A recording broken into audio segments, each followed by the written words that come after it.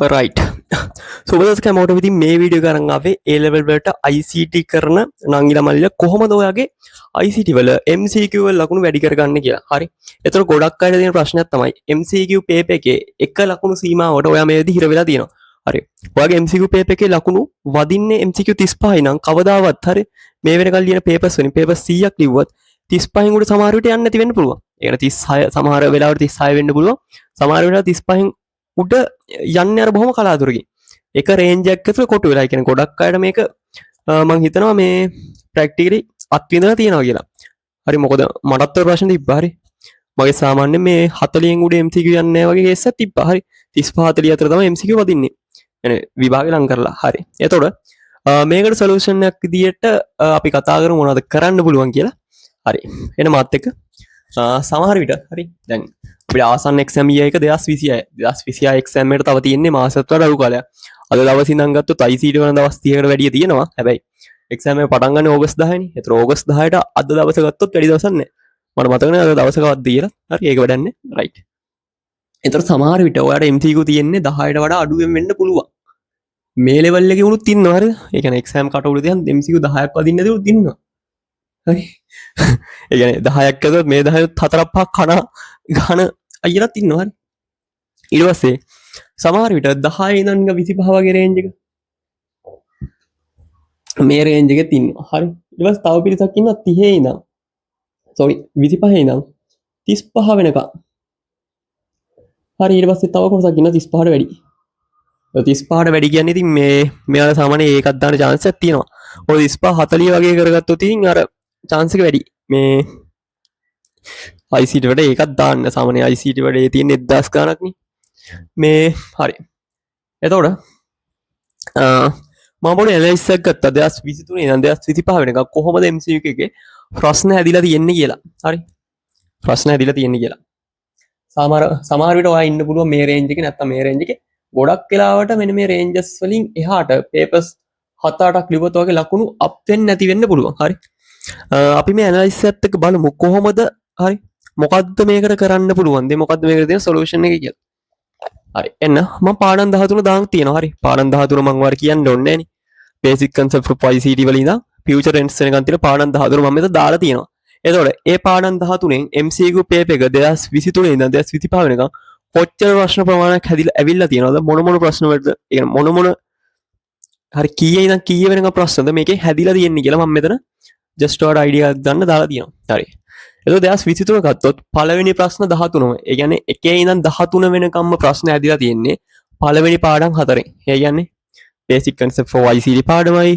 ඊට පස්සේ computer history and hardware කියන පාඩමෙනුයි, number system කියන පාඩමෙනුයි, logic gate කියන පාඩමෙනුයි මේ පාඩම් 4 එකතු වෙලා තමයි පළවෙනි ප්‍රශ්න 13ම හැදිලා තියෙන්නේ. ඒ කියන්නේ MCQ 1 ඉඳන් 13ට හැදිලා තියෙන්නේ මේ පළවෙනි පාඩම් 13 එකතු වෙලා. right?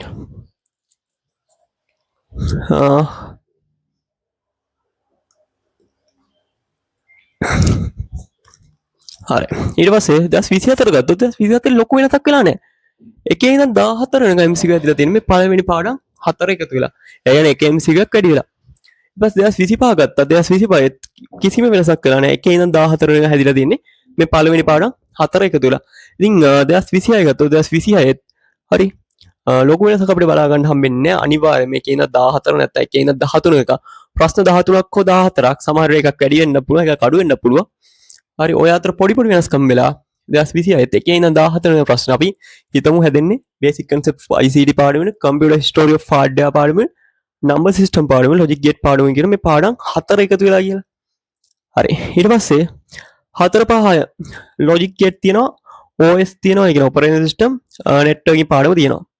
sorry logic gate මේකට අයිති වෙන්නේ. OS තියෙනවා networking තියෙනවා information system තියෙනවා. OS කියන්නේ සාමාන්‍ය 70ක් විතර තියෙන්නේ 30ක් විතර කැලිබ්‍රේෂන් පාර්ට් එකක් තියෙන පාඩමක්. එතකොට networking කියන්නේ සිලබස් එකේ තියෙන ලොකුම තියරි පාඩම. ඕකේ ගණන් හතර පාර්ට් එකකුත් තියෙනවා IP addressing. ඊට පස්සේ information system තියරි පාඩම. තව මේකේ DFT diagram අඳින්න තියෙනවා. right.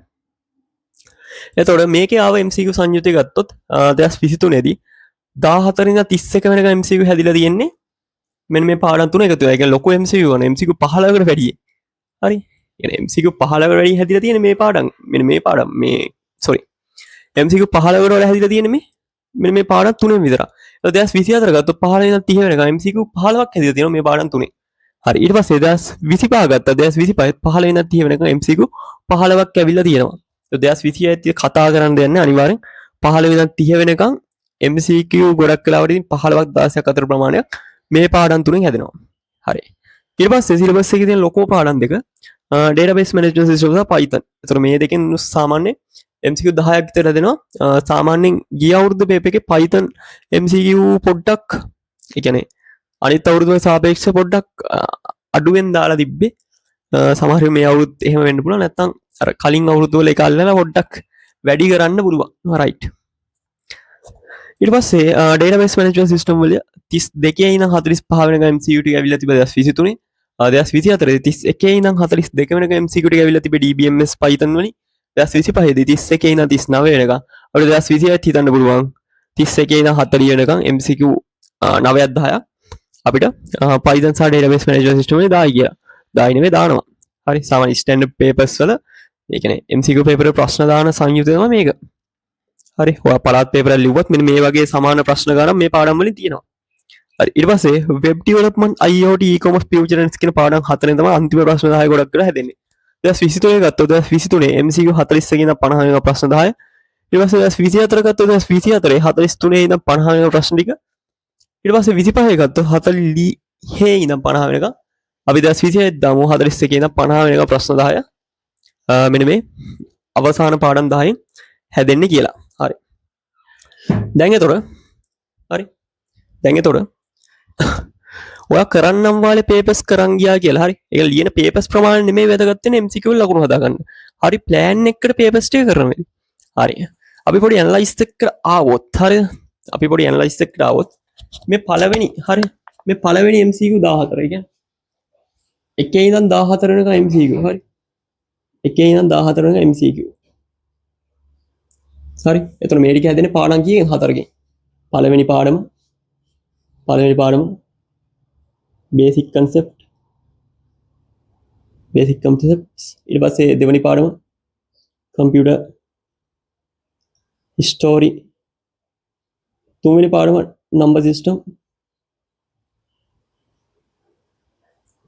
හතරවෙනි පාඩම logic gates ඔන්න ඔය පාඩම් හතර තමයි මේ පළවෙනි ටික හැදෙන්නේ ඊට පස්සේ දෙවෙනි ප්‍රශ්න 15 හරි දෙවෙනි ප්‍රශ්න 15 ඉඳන් 30 වෙනකම් හරි එතකොට මේ ටික ගත්තොත් මේ ටික හැදෙන්නේ OS networking IS හරි ඊට පස්සේ අපිට තියෙනවා ඊගා ප්‍රශ්න සෙට් එක 31 ඉඳන් 40 වෙනකම් ප්‍රශ්න 10ක් විතර 31 ඉඳන් 40 වෙනකම් ප්‍රශ්න 10 ඒ ටික හැදෙන්නේ මොකද්ද DBMS Python Python හරි ඊට පස්සේ 41 ඉඳන් 50 වෙනකම් තියෙන ප්‍රශ්න 10 හරි 41 ඉඳන් 50 වෙනකම් තියෙන ප්‍රශ්න 10 හැදෙන්නේ මොනවාගෙන්ද web IoT e-commerce future trends හරි ඔන්න ඔය පාඩම් හතරෙන් තමයි අවසාන ප්‍රශ්න 10 හැදෙන්නේ හරි දැන් මෙතන තියෙනවා MCQ 14ක් අනිවාර්යෙන් ඉතින් මේවා ගොඩක් වෙලාවට කියන්නේ ලේසි පාඩම් තියරි පාඩම්. ඒතර ඔයා MCQ 40ට 40+ ස්කෝර් කරනවා. අනිවා මේ ප්‍රශ්න 14න් ඔයා 12ක්වත් හරි 12ක් සාධාරණ කරන්නත් බෑ හරිද? මේක 14න් 14 පුළුවන් වෙනවා. අඩුම 12ක්වත්. හරි වදින්න ඕනේ MCQ 40 උඩින් ගහනවා. හරි මේ 14න් 12ක්වත් වදින්න ඕනේ. ඊට පස්සේ මෙතන 15 ඉඳන් 30ට MCQ 15ක් තියෙනවා. ඒතර මේ 15 OS networking information system අඩුම මේකෙන් හරිද? මෙතන තියෙන ප්‍රශ්න 15න් අඩුම 12ක් හරි අඩුම 12ක් එතකොට අපි මෙතන තියෙන ප්‍රශ්න 10න් අඩුම ඒ කියන්නේ database management system Python ගොඩක් කර අමාරුයි කියලා හිතමු මේකෙන් අඩුම 7ක් හරි 7ක් එතකොට මෙතන ප්‍රශ්න 10න් web IoT e-commerce future trends ගොඩක් වෙලාවට මේ පාඩම් හතරම හැදෙන්නේ web අනිවාර්යෙන් එනවා ගිය අවුරුද්ද සමන IoT වලට වැඩි ප්‍රශ්න දාලා තිබ්බා e-commerce future trends මට මතක හිටියේ ඇවිල්ලා තිබ්බේ නෑ future trends එකක්ද හොය තිබ්බා සමහර වෙලාවට මේ වගේ තුනක් නැත්නම් දෙකක් තමයි ගොඩක් වෙලාවට එන්නේ හරි එතකොට මේ ටිකෙන් අඩුම ඔයා මෙතත් අපි 8ක් වගේ දාමු. ස්කෝර් කරොත් බලමු. 12 12 ගිය 12 12 24යි 24යි 32යි හරි ඊට පස්සේ 32කට 7ක් ඔයාට 39ක් එනවනේ. මෙතන 39ක් එනවා. හරි. එතකොට මේ විදිහට හරි මේ බෙදාගත්ත කොටස් අතර මේ විදිහ ස්කෝර් කරොත් ඔයාලට MCQ 39ක් ගහගන්න පුළුවන්. හරි. අපි මෙතන මෙතෙන්ටත් 8ක් විතර දාමු. 8ක් විතර දාමුත් අපිට ආසන්න වශයෙන් MCQ 40ක් ස්කෝර් කරගන්න පුළුවන් මේ කොටසේ. හරි. හරි. දැන් මේ කියන විදිහට හරි පේපර් 100ක් කරා කියලා මෙන්න මේ පාර්ට් වලට මෙන්න මේ පාර්ට් වලට ඔයාලා ලකුණු වෙන්නේ නැහැ. හරි. ඔයා ඒකට කරන්න ඕනේ මෙන්න මේමයි. පේපර්ස් කරන්නම් වාලේ කරන් හරියන්නේ නැහැ. හරි. මුලින්ම يعني පාස් පේපර්ස් කරපු නැති කෙනෙක්ට මම රෙකමන්ඩ් කරන්නේ අනිත් පේපර්ස් ගන්න කලින් මුලින්ම පාස් පේපර්ස් ටික අනිවාර්යෙන් කරලා ඉන්න. හරි. ඔයා ගන්න 2019 පේපර් එක. 2019 MCQ පේපර් එක ගත්තා. MCQ පේපර් එකේ ප්‍රශ්න කීයක් තියෙනවද? ප්‍රශ්න තියෙනවා 50. හරි 1 2 3 4 5 6 50ක් තියෙනවා. 50ක් තිබ්බට පස්සේ ටයිම් තියලා MCQ පේපර් එක කරලා ඔයා මේකේ ලකුණු බලන්න. හරි වැරදි මාක් කරන්න. හරි. හරි වැරදි මාක් කරන්න. හරි. ඊට පස්සේ ඔයා තව කොලයක් ගන්න. හරි. වෙනම කොලයක් ගන්න. වෙනම කොලයක් කරාම මෙන්න මේකේ වැරදුණු ප්‍රශ්න මොනවද කියලා මාක් කරන්න. මෙන්න මේ රේන්ජ් වල වැරදුණු ප්‍රශ්න මොනවද කියලා මාක් කරන්න. උදාහරණයක් විදිහට හිතන්න පළවෙනි ප්‍රශ්නේ වැරදිලා. හරි. පළවෙනි ප්‍රශ්නේ මොනවද තියෙන්නේ? ඒක පළවෙනි ප්‍රශ්නේ කරන්න ඔයා මොනවද දැනන් ඉන්න ඕනේ? දැනන් ඉන්න ඕනේ තියරි තමයි. කම්පියුටර් පරිගණක ඉතිහාසයෙන් අහලා තිබ්බේ. පරිගණක ඉතිහාසය. පරිගණක ඉතිහාසය. හරි. ඔයාලා මේක වැරදුනා. ඊට පස්සේ තව 40 වෙනි ප්‍රශ්නේ වැරදුනා කියලා දෙනවා. ඒක අහලා තිබ්බේ Python වල ලිස්ට් වලින්. Python list. හරි ඊට පස්සේ 50 වෙනි ප්‍රශ්නෙත් වැරදුනා. 50 වෙනි ප්‍රශ්නේ ඇහිලා තිබ්බේ PHP.